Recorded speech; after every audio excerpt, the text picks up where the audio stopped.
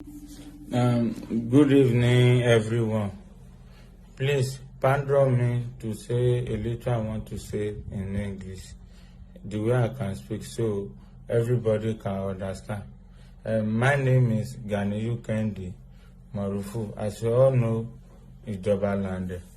Please, first of all, I want to appreciate everyone. The reason why I'm doing these videos is because of my family are going tomorrow. I want them to show appreciation to the world because they told me everything that everyone that do. So I really appreciate.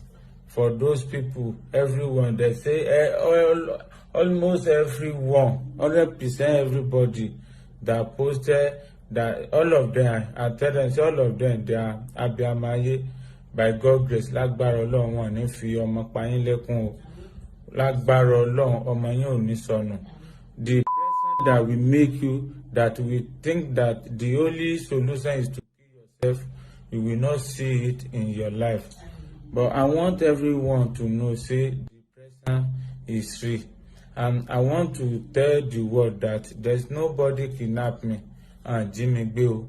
I understand. I do my intention.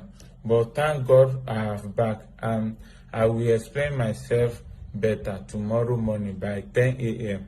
on Instagram ID.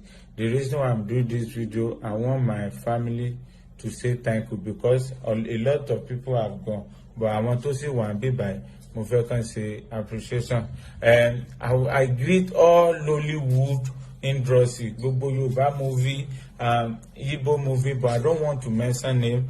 Because if I mention name, other people are important, but everybody is very important. That's why I don't want to mention name.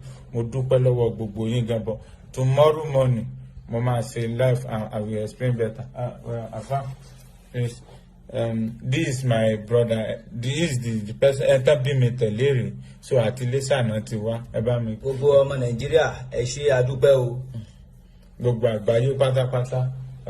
This is my second born to my mom. So born ọmọ Nàìjíríà ṣe adúpẹ́ o. Ọlọ́run ní fọmọ payín lẹ́kún o. Ẹ ní rúkọ ọmọ yìí ò ní sọnù. Ẹ ṣé adúpẹ́ o. Lucrative. This is because I be Kendi, but this is my laba.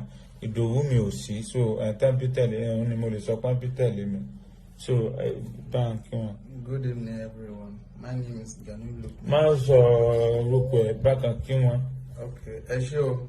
A kí gbogbo ọmọ orílẹ̀-èdè Nàìjíríà kí gbogbo àgbáyé o. A dúpẹ́ lọ́wọ́ yín pẹ̀lú ìfẹ́ tẹ́ fi hàn sí Ìjọba Lande. Ọmọ yóò ní sọnù. Wọ́n ní gbé yín lọ́mọ lọ́wọ́. Yes, yeah. Thank you, everyone. I really appreciate. Ẹ ṣé mo dúpẹ́ gan. Thank you so much. Mo dúpẹ́ lọ́wọ́ gbogbo ọmọ Nàìjíríà o. Ìdọ̀bálẹ̀ mi rí o. Thank you so much. All the bloggers, pátápátá. I don't want to mention name.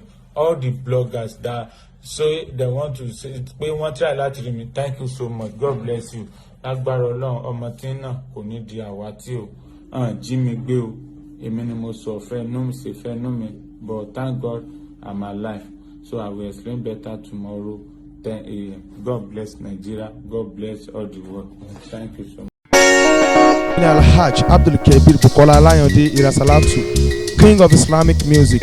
Mo fa àkókò sọ fún èèyàn mi wípé Bisi Ologe TV Show òun ni kẹ́ ẹ máa wò níbikíbi YouTube, Instagram, Facebook, gbogbo ẹ̀ pátápátá ibẹ̀ náà wà. Tẹ́ bá tó fẹ́ ṣayẹyẹ tẹ́ fẹ́ kí gbogbo ayé mọ̀.